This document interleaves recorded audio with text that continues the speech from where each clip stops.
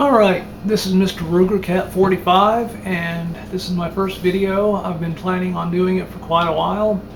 I want to show you the Cold Steel 1917 Frontier Bowie. I got it about a week ago, but I've just not had any time really to do it.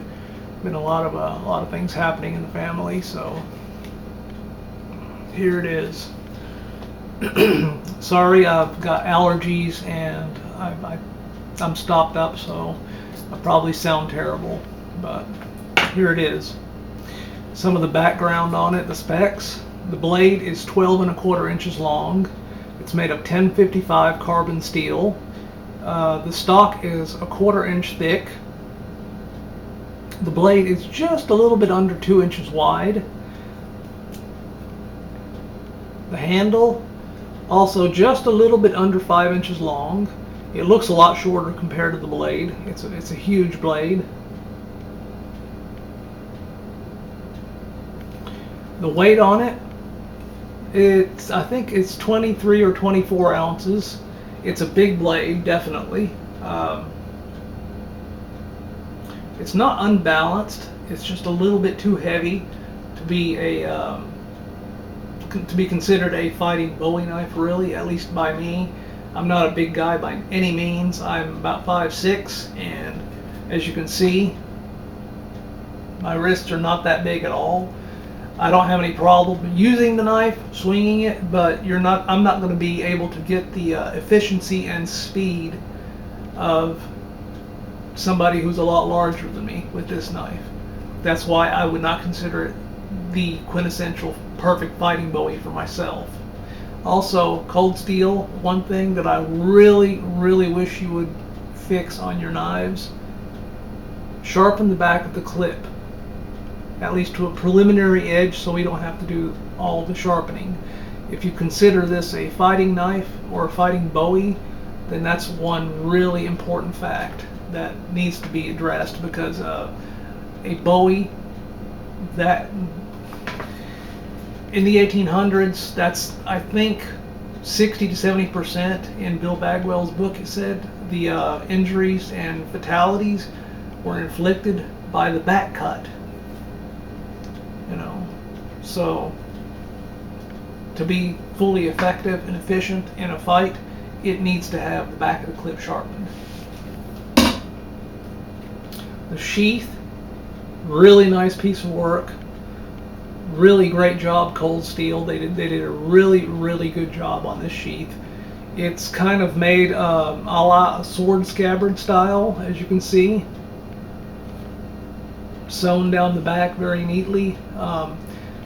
I know a lot of you have been asking questions where this knife is made. Well, I want to answer that. It's made in India.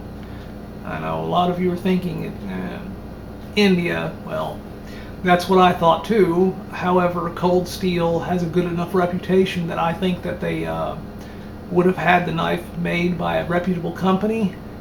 And when I saw this, my questions and doubts were put to rest. This means that the knife was made by Windlass Steelcrafts, because if it passes the British proof test, that's a good sign. It's a fairly strenuous test, a lot of flexing, a lot of hard impacts against an anvil or hard objects. And Windlass Steelcrafts has devised that test for their military specification blades that they sell and manufacture and sell to England. They also make the Gurkha kukri knives for the regimental Gurkha regiments. So it's definitely a good knife. You don't have to worry about anything being cheap on it or it not being up to specification. I think that they said the hardness is a hard spring temper. So on a large Bowie knife like this, which is almost basically a machete and is going to be used as such, a hard spring temper, that's perfectly fine. You don't need 58, 60 on something like this. In fact, I would be a little leery of that, because and it's such a large knife, it is going to chip or possibly break. I would rather have a knife or blade get a little dull than chip or break, because you can always resharpen it really quickly if it's a hard spring temper. It's a beautiful knife. It's a little heavy, like I said. If any of you are familiar with Bill Bagwell and his book, then you'll know why.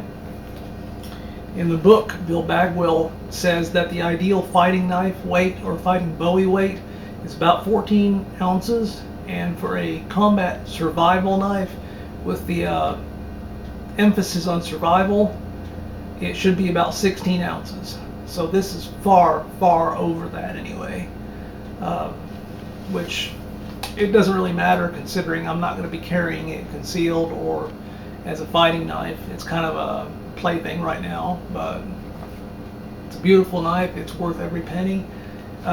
If you're looking to find it for a decent price, go to Oso Grande Knives. That's where I got mine. It's $119.99. That's far lower than any other knife sellers out there that I've seen.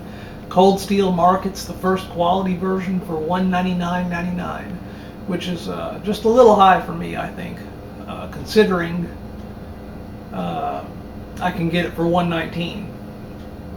A few weeks ago, I got an email from Cold Steel.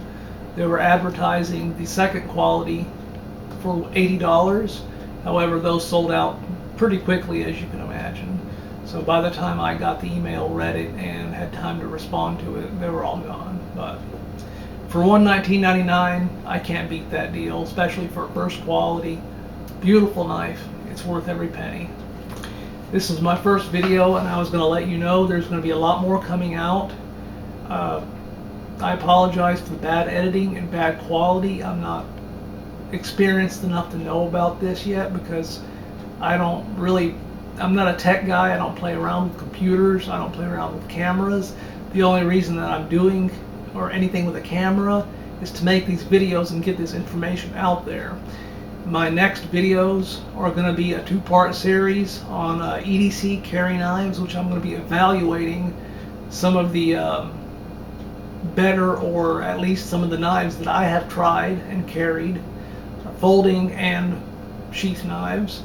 EDC, survival, carry, tactical, whatever you want to call it. I'm going to have a lot of them in there, so it's going to be a little bit of everything. Also, hopefully in the future, I'll be doing things primitive survival, bushcraft, know-how, kind of how-to videos. I'll be showing you how to do a little bit of everything, hopefully. I'd like to do some firearm evaluations in the future. However, right now I do not have a range or place to do that in, so that's still off in the future. Also, I'm going to be making some videos on camo evaluation and review. However, that's also just a little bit in the future, because I need a place to do that in, and somebody who I can use as an assistant that be able to run the camera and has a little bit more knowledge than I do with it, and time, actually, because that's a big consideration to be going out there. Most everybody our age has kids, married, families, jobs. Praise God, I don't. I've got a job, but my family is, thank God. Well, let's see.